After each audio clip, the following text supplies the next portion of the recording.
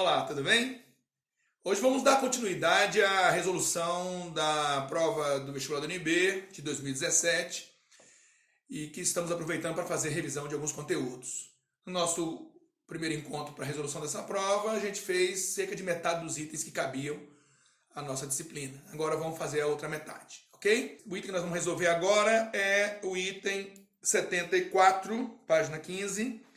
Tem um texto aqui encabeçando as questões que eu vou ler rapidamente. Localizado na região nordeste do Brasil, o Parque Nacional da Serra da Capivara é um parque arqueológico inscrito pela Unesco na lista do Patrimônio Mundial. Um conjunto de chapadas e vales abriga sítios arqueológicos com pinturas e gravuras rupestres, além de outros vestígios do cotidiano pré-histórico.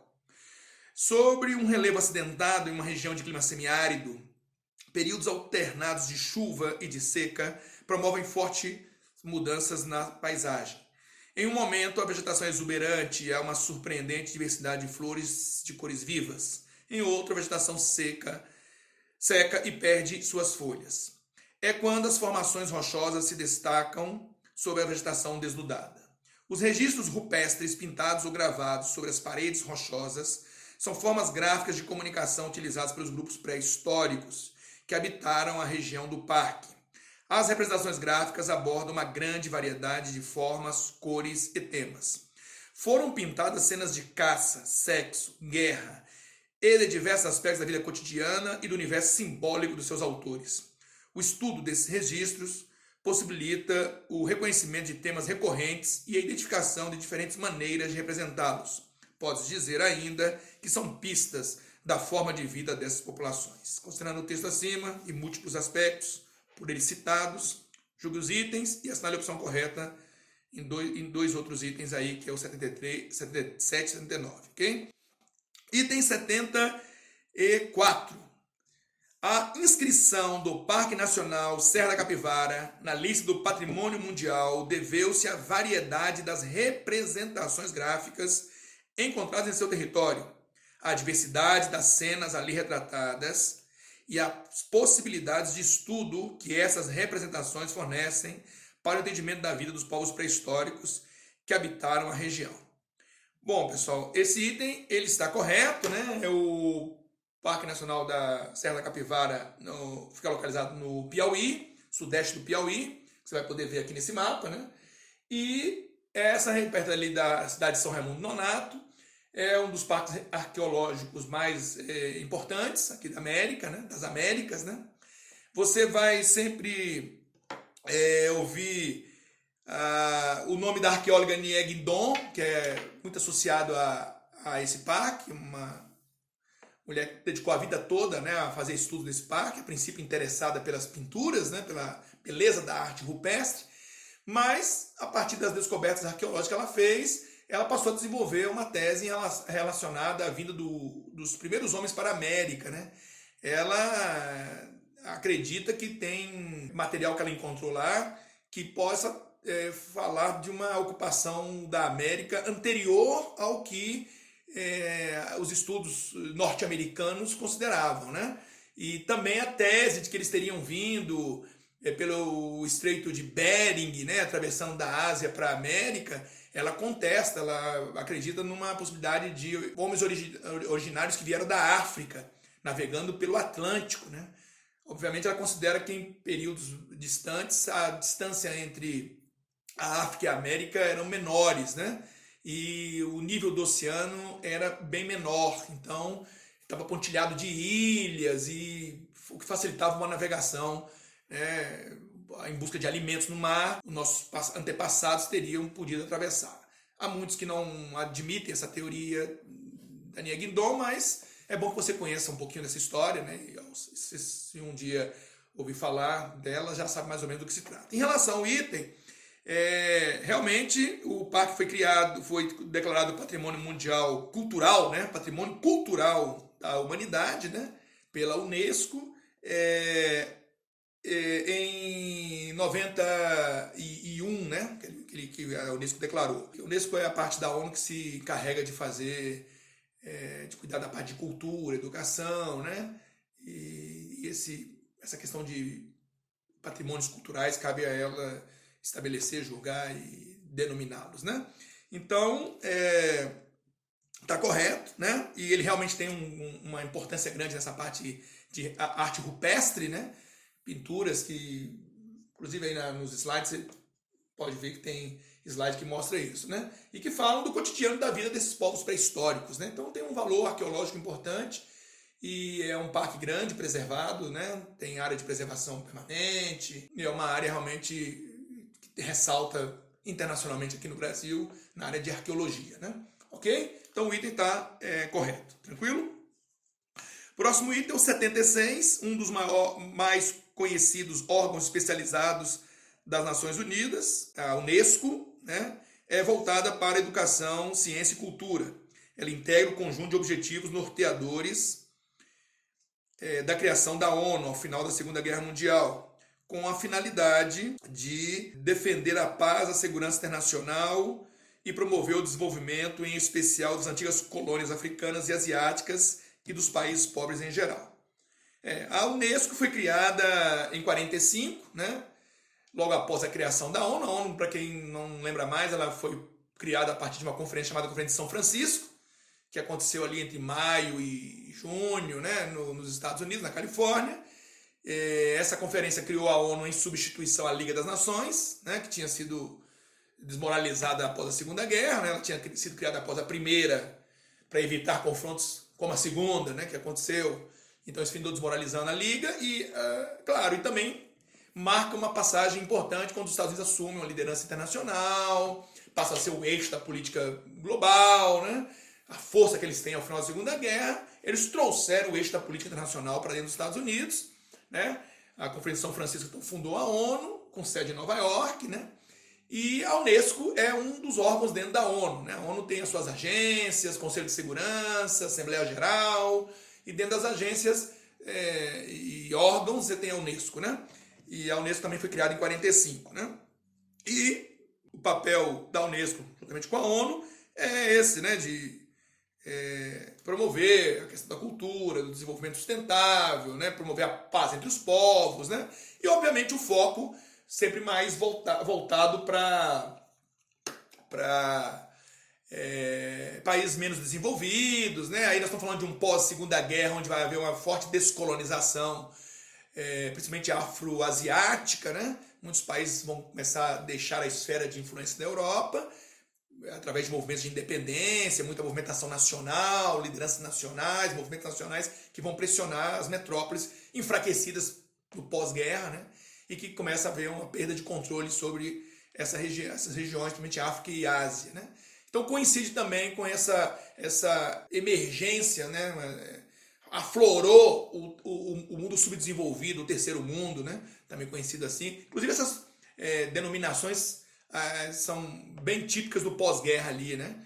Terceiro mundo, né? Movimento dos países terceiro-mundistas ou não alinhados, né? Que surgiu na década de 50, na Conferência de Bandung, na Indonésia, né? Então, é um momento ali, final dos anos 40, anos 50, anos 60, que se discute muito a questão do subdesenvolvimento, da descolonização, e o foco da ONU e seus órgãos estava passando por isso também, né? Então o item está correto, ok? Próximo item, o 77 agora. As chapadas mencionadas no texto são formas de relevo que ocorrem na estrutura geológica. Bom, chapada, pessoal, é aquela forma de relevo aplainada, né? Geralmente relacionada com topos de planaltos antigos, né? O planalto é uma forma de relevo, né? Que se dá geralmente uma área mais elevada, cercada por aclives, né? E que tem um processo de erosão que supera o processo de sedimentação. Isso é basicamente o conceito de planalto. E chapada é justamente o resultado dessa intensa erosão que aplaina, né, os topos desses planaltos, né? Isso indica uma área bastante antiga, erodida, né? E o Brasil tem muito desse tipo de formação, né? Nas áreas sertanejas do Nordeste, onde o clima semiárido predomina, nós temos muito do intemperismo físico, né, que é justamente o desgaste lento e gradual das rochas, produzido pela alteração de temperatura e pressão, né? Isso gera o chamado intemperismo físico. E nessa região ali do Piauí, né? E aí você tem um mapa aí que ajuda você a ver a divisão de relevo do Jurandir Ross, né? Que é a que hoje a maior referência que se tem hoje é essa, né? E o Jurandir Ross, ele classifica essa região aí que está numerada com 3, né? Número 3, que seria o Planalto de Chapadas da Bacia do Parnaíba, né? O rio Parnaíba é o rio que separa ali o Maranhão do Piauí. Tem uma foz do tipo delta, o Delta do Parnaíba, muito famoso, né? Uma das poucas fozes desse modelo que o Brasil tem, foz do tipo delta. A maioria do Brasil é foz do tipo estuário, né? Que é aquela que a água cai num canal só, né?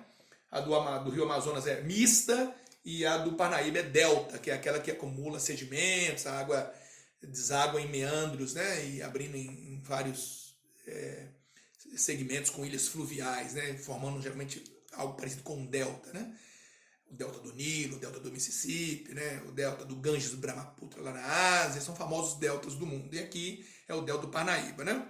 Então essa região conhecida como Planalto Chapados da Bacia do Parnaíba é uma área, você vê pelo mapa aí, né? O Jurandir Ross, ele divide o Brasil nas três formas de relevo, de depressões, planícies e planaltos, né? E tem planalto cristalino e tem planalto sedimentar, né? Então, por exemplo, aí no caso nós estamos falando do planalto sedimentar, das Chapadas e Planaltos da Parnaíba ali, né? Ele é sedimentar. O da Borborema, por exemplo, na Paraíba já é cristalino. Então, no caso, nós estamos falando de uma área sedimentar, de bacia sedimentar. É onde está localizado o Piauí e o Parque da Capivara, ok? Tranquilo? Então, esse item aí seria letra B, né? Porque ele é um item de múltipla escolha, tá? Beleza? Crátons são os antigos, só para esclarecer, né? A letra A, crátons, são aqueles escudos cristalinos, né? Aquelas chamados maciços antigos, né? Dobramento moderno são as áreas mais recentes da Terra, formadas na era Cenozoica, produzida por confronto de placas tectônicas, né? Onde o terreno sofre enrugamentos, dando origem às grandes cadeias montanhosas, né? E escudos cristalinos, maciços antigos, né? Os crátons, né? E já estão ligados a estruturas que se diferem das bacias e dos dobramentos, né? Porque já são as estruturas mais antigas da Terra, né? Os maciços antigos, né? Ok? Bom, então a 77 é a letra B de bola. 78. A Serra da Ibiapaba, Serra Grande, é considerada o ponto mais alto do estado do Piauí. A temperatura do ar no alto dessa serra é menor que a temperatura do ar da região onde ela está localizada. Essa diferença se deve... Bom, pessoal, ainda estamos falando de uma área elevada, né? Ele diz aí no item, no enunciado do item, que se trata de uma área elevada, o ponto mais alto do Piauí. O mapa aí mostra, primeiro para você entender onde é que fica essa região. A serra, o Ceará é um estado cercado por regiões serranas, né? Ibiapaba com Piauí, Araripe com Pernambuco, Apodi com Rio Grande do Norte. Então o sertão mais ao sul ali do Ceará é uma área, uma espécie de um anfiteatro cercado por áreas serranas, o que dificulta inclusive a irrigação dessa região, a chegada de chuvas e tudo mais, né? Porque existem barreiras naturais que dificultam que a umidade adentre o continente chegue até lá. As barreiras de relevo vão produzir aquelas chuvas orográficas, né? São chuvas diante de um obstáculo de relevo, né? Quando a água o vapor da água tenta subir e a temperatura do ar cai, condensa e chove, né? Mas a umidade não passa para o interior após aquela barreira. No mapa você vê aí, nesse mapinha esverdeado, os municípios, né, que constituem mais ou menos essa região da Serra do Ibiapaba, na fronteira ali com o Piauí, né? No mapa do lado, o mapa laranja com amarelo, com verde, você tem o mapa do Ceará e essa região noroeste do estado, né, onde você tem uma mancha verde, uma mancha azul, né, uma dentro da outra ali, você tá vendo aí, esse é um mapa que faz uma classificação climática, né, e essa região da serra é justamente essa mancha verde com azul claro, com um verdinho lá no interior, né, que é justamente mostrando diferenças climáticas na medida que você vai ficando mais... O clima vai ficando de quente para subquente, né? Porque a altitude reduz a temperatura, né? No perfil abaixo da figura verde, você está vendo aí o litoral, né? vindo ali do Atlântico para o interior, né?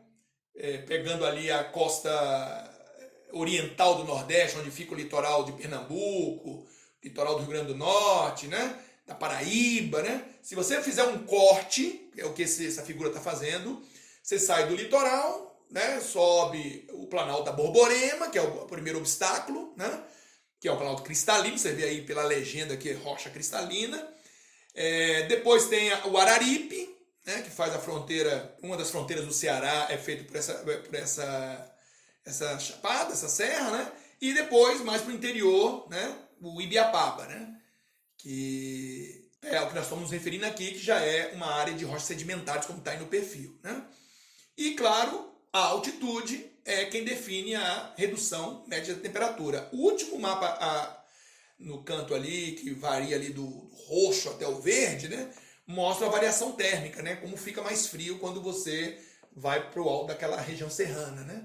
Então, esses mapas se completam aí para entender que realmente o que está fazendo diferença ali é a questão da altitude, ok? Então, com isso, nós marcaríamos a letra D de dado.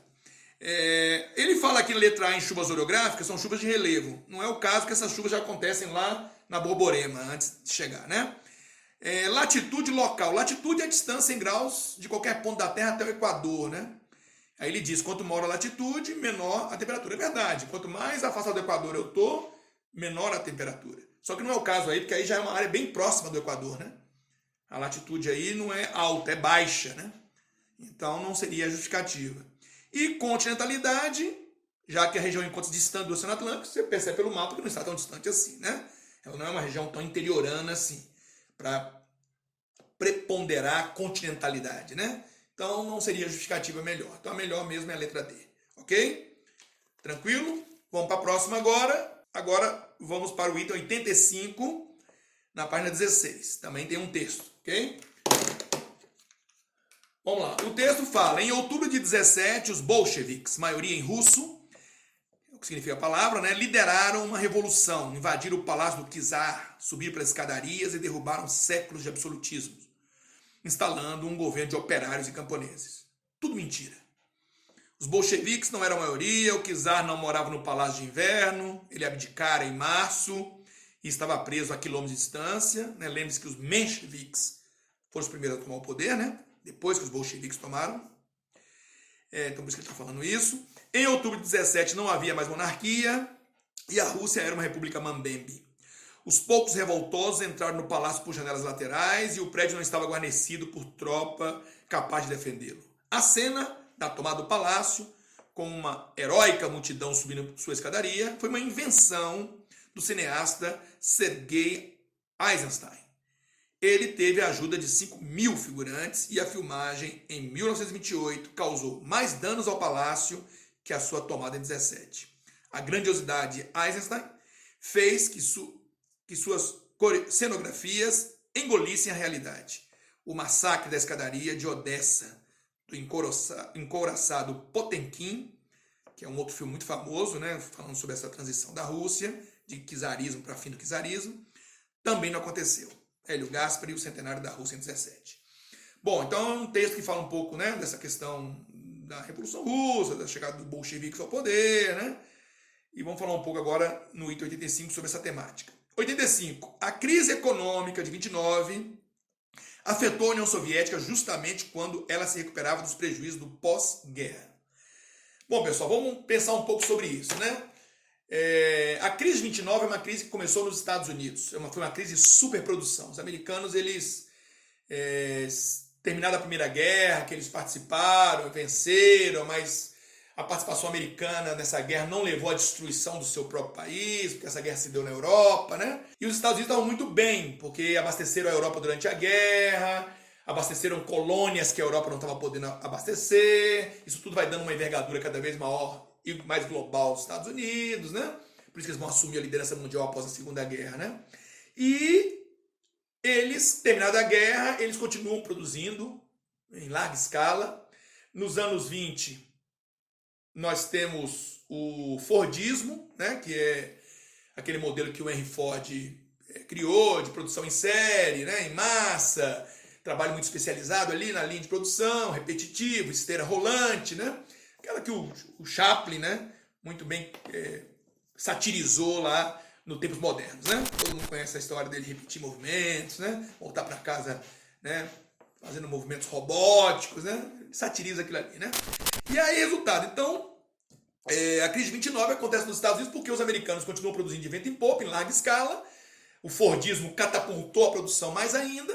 E a Europa, pouco a pouco, vai ficando mais protecionista, volta a produzir, seus parques industriais voltam a entrar em funcionamento, né? E aí vai haver um choque entre uma demanda decrescente e uma oferta cada vez maior dos Estados Unidos. Então isso gera o craque da Bolsa de Nova York. Os soviéticos, né, o Império Russo, ele a partir da Revolução Bolchevique de 17, ele vai entrar em declínio e ruína, né? Porque o czar vai ser deposto, de 17 a 21 vai haver a Guerra Civil entre os exércitos brancos aliados ao czar e os exércitos vermelhos bolcheviques liderados pelo Trotsky, né? De 17 a 21 a Guerra Civil, que os bolcheviques vencem, e a partir de 21 até 27 vem a NEP, Nova Política Econômica, que é o momento em que se recoloca a economia soviética nos trilhos, né? Através ainda do modelo que ali estava, o modelo ainda capitalista, né? A transição que eles estavam vivendo de um modelo semi-feudal para o capitalismo, né? Então, nesse período, vai haver um grande isolamento da União Soviética, que só passou a se chamar assim a partir de 1921, né? Então, quando acontece a crise de 29, a União Soviética está demasiadamente isolada, né? E aí ela é pouco atingida e ela está num momento pleno de recuperação, que é a NEP, né? Então o item estaria errado, né? Dizer que ela foi afetada nesse momento, porque ela estava tão isolada e num processo de recuperação que essa crise não afetou, né? Inclusive, o nosso slide mostra, né, de um lado, o American Way of Life, né, ali no outdoor, né, vendendo o modo de vida americano como o melhor modo de vida do mundo, né? Mas uma fila de desempregados, né, ironicamente, na frente do outdoor ali, e desempregados pela crise de 29 nos anos 30, né, que é a grande depressão dos Estados Unidos, que eles vão se recuperar, né, o famoso New Deal, implantado pelo Franklin Delano Roosevelt, né, o presidente americano eleito em 33, né, e com a partir de dinheiro público, né, keynesianismo, né, que é pegar em momentos de crise profunda, o Estado entra em socorro da sociedade, né, e tem se falado muito sobre isso atualmente, né, e o New Deal recuperou a economia americana em uma década, transformou o Delano Roosevelt em um presidente bastante popular, né, foi eleito depois para outros mandatos, e os Estados Unidos conseguiram se recuperar, mas foi uma crise muito dolorida para os Estados Unidos, né, e para a Europa foi terrível, levou a Europa à Segunda Guerra, inclusive, né. A charge do lado ali é dos russos, né, felizes com sua economia crescendo, né, e do outro lado a crise no mundo capitalista, né. Então você vê que a própria charge mostra que a União Soviética não foi abalada profundamente por essa crise, assim como o item propõe, né? Por isso que ele está errado, ok? Vamos para o próximo. 86, após a Segunda Guerra Mundial, o desenvolvimento da União Soviética foi marcado pela mecanização do campo, razão porque a região não importava alimentos. Bom, aí tem um problema. Após a Segunda Guerra, você vai ver que vai se intensificar o processo de industrialização, né? Tanto durante como após a Segunda Guerra da União Soviética. Essa mecanização do campo já tinha começado, inclusive, né? E dizer que eles não importavam alimento também não é verdade, né? Eles mantinham laços de comércio com países, importavam alimento sim quando necessário, não dá para afirmar isso categoricamente, né? Inclusive nesse documento aí, né? Composição da importação da União Soviética, de 1913 a 57, né? Veja que sementes, óleos vegetais, né, eram importados, né? Eles mostram ali várias décadas, inclusive do pós-guerra, né? E, além de outros produtos. Então, não dá para ser categórico e dizer que eles não importavam alimentos, né? E que só depois da Segunda Guerra eles foram mecanizar, quando a ênfase foi maior na indústria, ok? Então o item está errado. 87. Questões relacionadas às minorias foram ignoradas quando da formação da União Soviética, tendo a unificação do território sido a principal preocupação política dos russos. O Império Russo, czarista, foi construído a ferro e fogo, né? Lá desde o século XVI, com conquistas, com dominação, com imposição de língua e religião, pela força mesmo, né? E não foi diferente quando isso se transformou na União Soviética bolchevique, né? A ideia de centralizar, de controlar, de esmagar movimentos populares, independentistas ou autonomistas, né? Inclusive uma política conhecida por alguns autores como a política do liquidificador, né? Stalin foi muito promissor nessa política, né? Que era misturar minorias russas em outras áreas não russas, né? Para amarrar cada vez mais o país, né? Também a partir da produção industrial segmentada em várias unidades, várias repúblicas, né?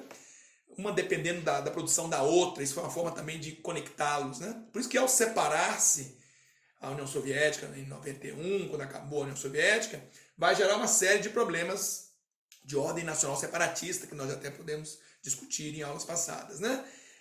E você vê aí o mapa da Europa, da Eurásia, na verdade, né? Mostrando os territórios que foram à União Soviética e mostrando a presença russa, né? Em Letônia, em Ucrânia, em Estônia, né? Em Belarus, quer dizer, como os russos têm uma participação razoavelmente importante ainda nessas áreas, né? Em alguns lugares, inclusive, gerando problemas separatistas, né? Como na Ucrânia, na Geórgia, né? E por aí vai. Então, é correto afirmar que eles priorizaram a unificação do país e passaram por cima de todo esse problema de minorias, né? Corretíssimo, ok? Tranquilo? Com isso a gente termina essa sequência. Vamos agora para a próxima e última, é o item 115, da página 18. Tem aí uma frase do Trump, né? Traduzida: eu amo o povo mexicano, mas o México não é nosso amigo. Eles estão nos matando na fronteira, nos postos de trabalho, nas disputas comerciais. A postagem acima, feita pelo então candidato à presidência dos Estados Unidos da América em junho de 2015, reflete uma visão de mundo contrária ao processo de globalização, uma mudança no papel dos Estados Unidos no cenário geopolítico atual, e a respeito de aspectos relacionados a esse novo cenário geopolítico, julgue os itens que se seguem. Bom, pessoal, o Trump, você conhece a historinha dele, esse ano ele vai concorrer à reeleição, mas ele foi eleito de forma surpreendente, né? Venceu toda a resistência do Partido Republicano, a eleição dele, foi eleito com um discurso de fazer os Estados Unidos grandes de novo, de priorizar as necessidades dos americanos em detrimento de seus parceiros, de seus aliados, né? E sua gestão tem sido uma gestão bem de confrontos, né? Principalmente com a China, né? Onde ele abriu uma verdadeira guerra comercial que vem se desdobrando, e agora nesse ano eleitoral ele está agravando mais ainda esse confronto, né? Que muitos chamam de a nova Guerra Fria, né? E principalmente com aquela empresa Huawei, né? Que é a empresa está querendo instalar 5G na frente dos americanos aí mundo afora, e o Trump está tentando barrar, acusando que quem aceita o 5G do chinês vai estar sujeito a cyberataques, a espionagem, né? E ele faz toda uma firula que finda garantindo votos naquele grupo fiel a ele, né? E uma das questões que ele colocou na época foi a questão mexicana, né? Que se construiu um muro, que o mexicano ia pagar por esse muro, né? Essa foi uma tônica da campanha dele. Então vamos analisar os itens. Item 115. O discurso de posse de Donald Trump apontou para grandes mudanças nas relações dos Estados Unidos com o restante do mundo. Entre elas, a intenção de retomada da liderança do país na geopolítica global, a defesa dos interesses desse país contra o livre comércio e a concorrência de empresas estrangeiras e a clara oposição entre o mundo ocidental civilizado e os movimentos radicais contrários não civilizados. Então esse item, pessoal, ele é quase um resumo assim, do que o Trump protagoniza, né? Quer dizer, um país que está querendo se reposicionar globalmente, mas não como uma nação multilateral, uma nação do diálogo, uma nação que preserva aquele arcabouço montado no pós-guerra, né? Com a OTAN, com a Organização Mundial do Comércio, né? Para transformar o mundo cada vez mais com cada vez mais diálogo e aproximação, né? E parceria. Ele é mais do movimento antiglobalização, mais isolacionista, né? Alguns acham, inclusive, que isso pode contribuir para a perda da liderança americana, né? Mas ele acredita que assim ele se reposiciona melhor, né?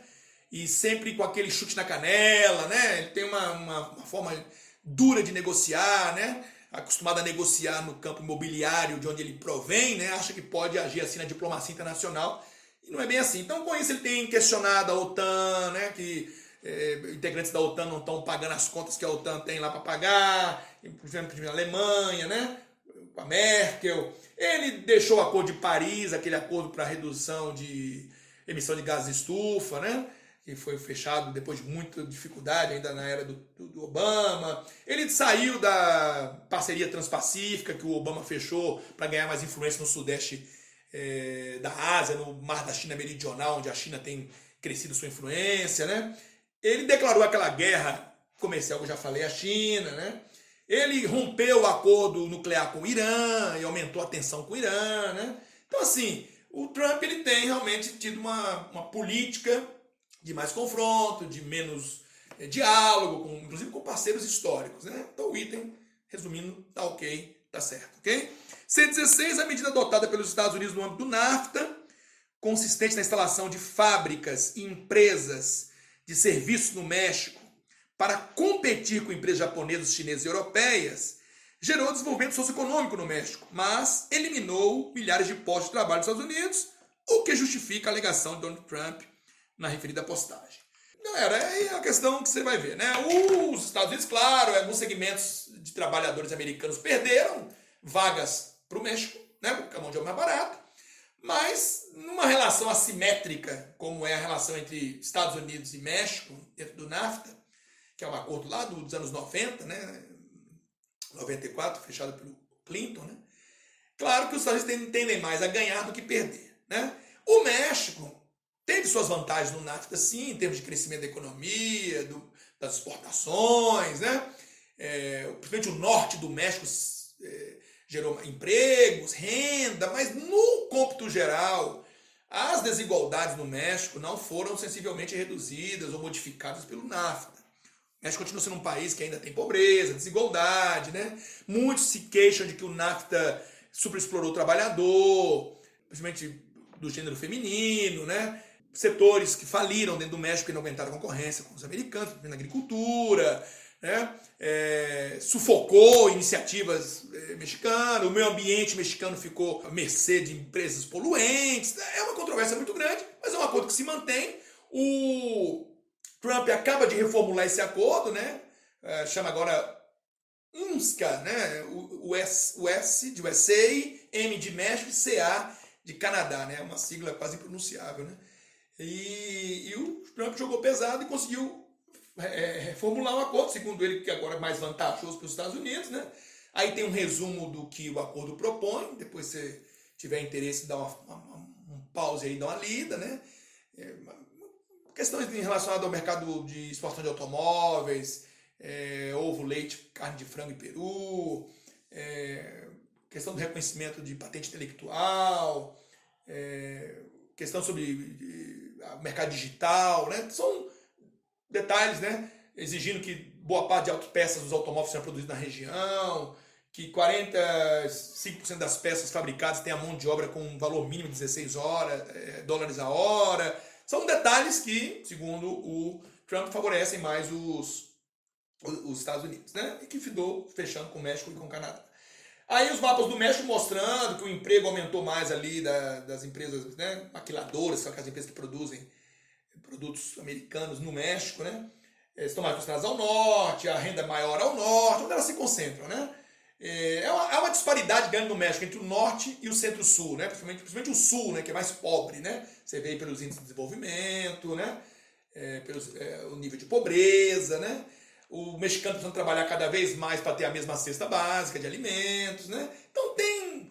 E a percepção, geralmente quando se faz pesquisa, pelo menos metade dos mexicanos acham que eles foram mais prejudicados do que beneficiados, né? Então esse é um tema controverso, mas o item em si estaria errado dizer que gerou o desenvolvimento socioeconômico do México, né? E também essa coisa catastrófica nos Estados Unidos não foi bem assim, então estaria errado. O próximo item é a despeito das justificativas de Donald Trump para a construção de um muro que separa os Estados Unidos do México. Tal ideia tem gerado incerteza no cenário econômico mundial e estimulado a disseminação de manifestações políticas xenofóbicas em outros países. Realmente essa história, né, de muro, de impedir a entrada a qualquer custo de imigrantes no país, segregá-los em prisões, né, Isso tudo, inclusive separar pais de filhos, né? Isso é mais um ato na linha política do Donald Trump e de outros que seguem a mesma linha. Na Europa tem alguns desses também, na Hungria, né? E em outros países que têm inflamado mais o sentimento xenófobo. O próprio Brexit no Reino Unido está ligado também ao sentimento de xenofobia, né? do Reino Unido, dos imigrantes. Um dos elementos é esse. Então, o Trump engrossa o discurso xenófobo e isso faz parte do perfil político que ele vem defendendo, né? De defender os empregos americanos, os produtos americanos, as empresas nos Estados Unidos, né? E ver no imigrante sempre uma pessoa problemática, né? Inclusive, essa história do muro é uma história antiga, né? O Trump não é o cara que está criando o muro. Já existiam muros construídos em outras residências americanas, né? Esse mapa mostra aí os trechos que você teria os muros e os pontos mais vedados da fronteira, né? Além de um rio, né? O Rio Grande, que também dificulta a passagem, passa essa fronteira em deserto, né? E tem americano que se voluntaria do outro lado a vigiar a fronteira e denunciar. Os coiotes cobram uma fortuna para atravessar os imigrantes ilegais, sob todos os riscos, né? Cartéis de narcotráfico também dominam essa região e trabalham, às vezes, com sequestros de imigrantes, tem que pagar resgates. É uma situação bastante vulnerabilidade aí, né? E essa charge do Trump aí, né? Perguntando se pode passar, né? Para continuar seu jogo de golfe, né? É só retratando uma situação que aconteceu há pouco tempo lá, né? Imigrantes tentando entrar e um pai colocou o filho dentro da camiseta para tentar atravessar o rio nadando e viu que os dois morreram afogados, né? E uma crítica à postura do Trump com a questão da imigração, né? De imigração ilegal no país. Ok? Bom, agora podemos ir agora para os 3 últimos itens, né? Na próxima questão. Tem um texto aí, vamos ler. A água é um recurso natural essencial à vida e presente em grande parte da atividade humana. O desenvolvimento socioeconômico de uma cidade, região ou país depende da disponibilidade, distribuição e qualidade desse recurso. A respeito desse tema, julgo os itens a seguir. Item 118. Em regiões produtivas do agronegócio, dado o consumo intensivo da água para atividades de irrigação, criação de animais e agroindústria, o índice de desperdício de água é alto e seu consumo é maior que o consumo urbano em cidades de pequeno e médio porte. Se ele está correto, né? Se você observar esses gráficos aí e as tabelas, você vai ver o desperdício de água no Brasil, no mundo, mas no Brasil em especial, é muito grande, né? A gente desperdiça água tratada, né? Esse desperdício da água tratada no Brasil, né? Tá ali, ó, 37% da água tratada no Brasil é desperdiçada. As áreas que mais desperdiçam são o norte e o nordeste, né? São áreas bastante carentes, né? E ali você tem uma listinha de estados que mais desperdiçam e que menos desperdiçam. O DF está entre os que menos desperdiçam, que bom, né? E no outro gráfico tipo pizza, você está vendo como é que essa água é consumida, né? Veja lá que mais de 70% dessa água vai para a agricultura, né? A agricultura é o maior ralo de água, né? Através da irrigação e tudo mais. E ainda tem mais 11% de consumo animal, né? Então veja que quando para a cidade e para a indústria, né, somando os dois, dá um pouco mais que 16%, né? Então realmente a agricultura é o grande sorvedor de água, né? Além do... E boa parte dessa água lá da agricultura, muito dela é desperdiçada, né, pelos sistemas de irrigação, né? E não trata essa água com tanto carinho, né? Pivôs centrais, né, que fazem dispersão de água em áreas que não seriam necessariamente irrigadas, né? Por isso que aquela técnica israelense de irrigação por gotejamento é muito elogiada, né? Porque ela economiza água e é mais sustentável, ok? Então ele está certo. 119. Entre os fatores que impactam de forma negativa a disponibilidade da água para diferentes usos no Brasil, inclui-se a desigual distribuição da chuva no território brasileiro, a falta de investimento em captação, o armazenamento e a distribuição, o desmatamento, a distribuição de mananciais e áreas de recarga. Corretíssimo, né, pessoal? Quando você pensa em oferta de água, quais são os fatores que interferem na oferta de água? Todos esses, né? Quer dizer, depende da distribuição de chuvas, tem áreas que são mais beneficiadas e outras menos. No Brasil, o semiárido nordestino é uma área de escassez, né? A Amazônia é uma área de abundância de chuvas, né? A questão do armazenamento da água, se você tem sistemas ou não próprios para isso, né? E tratamento delas. E muitas vezes você tem a água, mas ela está imprópria. Os mananciais, se você desmata, assoreia rio, né? Impermeabiliza solo, você dificulta a recarga e muitas vezes está matando áreas de nascentes, né? Assoreando o rio, está diminuindo o volume dos rios, levando a sua morte, né? Tem a questão do desperdício, já falamos, é uma forma também que você tem de interferir na oferta, né? Então, são vários os elementos que interferem. Por na tabela aí você vê no Brasil quais são as áreas riquíssimas, muito ricas, com situação adequada, pobre e situação crítica de água, né? Situação crítica ali é Paraíba e Pernambuco. Nós aqui do DF somos classificados como pobres, junto com o Rio de Janeiro, Ceará, Rio Grande do Norte, Alagoas e Sergipe, né? Os riquíssimos, basicamente, são os estados da Amazônia, né? Roraima, Amazonas, Amapá, Acre, né? Tocantins, né? A região norte, Rondônia, né? Mas tem também Mato Grosso do Sul, Rio Grande do Sul, Goiás, né? E temos a situação de risco, né? Piauí e Espírito Santo. Situação adequada. Rico, né? Rico.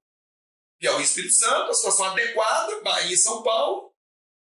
E a situação de muito rico, que é Maranhão, Santa Catarina, Paraná e Minas Gerais, né? E do lado você vê o saneamento, né? O quão é desigual a questão do saneamento no Brasil. Veja que principalmente a região norte está muito carente ainda de saneamento. E norte e nordeste está também carente bastante ainda de oferta de água, né? Água tratada, né? Certo? Então, isso aí você vê que realmente tem vários elementos que interferem nessa oferta. Então, ele está correto. E, por último, o item 120, cerca de metade da água existente na biosfera encontra-se nos oceanos e mares, com altos índices de concentração salina, o que impede seu uso e consumo pelo homem. Bom, não é cerca de metade, é cerca de 97% da água do mundo, né? 3/4 da superfície da Terra é de oceanos e boa parte da água aí está, oceanos e mares, né? Por isso que a maior parte da água do planeta é salgada, né? 97,5% da água disponível aí na superfície da Terra é salgada. 2,5% é doce apenas. E desses 2,5% está ali a distribuição. 69%, quase 70% está em geleiras, na forma de geleira nos polos, né? Então a gente tem pouco acesso a isso, né? E 30% dessa água é subterrânea, então tem que ter um recurso para buscá-la, né? E na superfície mesmo, você está vendo aí, né? 0,3% apenas está em rios e lagos, né? Então veja, a disponibilidade de água doce na superfície é muito pequena, né? Aí vem a questão da distribuição, da potabilidade dela, né? Do sistema de captação e tratamento, sistema de distribuição, tudo isso interfere, né? Então nós não temos uma situação confortável na oferta de água no planeta, né? E então já erra aí no começo e erra no final, diz que a água salina impede seu uso. Não, é possível você dessalinizar a água para usá-la, porque é caro, né? Os países do Oriente Médio gostam de usar muito esse modelo, estão desenvolvendo modelos mais baratos para fazer isso, mas ainda está em estado de experimento, ok? Com isso, agora a gente vai encerrar a nossa resolução, né? Espero que a gente tenha realizado importantes assuntos e no próximo encontro a gente poderá realizar outras revisões como essa, ok? Um grande abraço, obrigado aí, tá?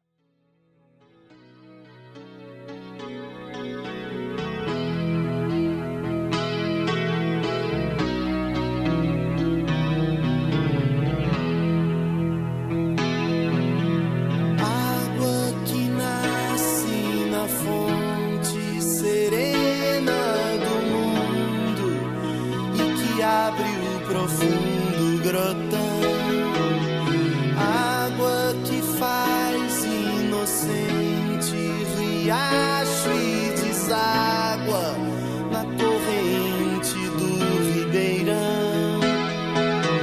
Águas escuras dos rios que levam a fertilidade ao sertão.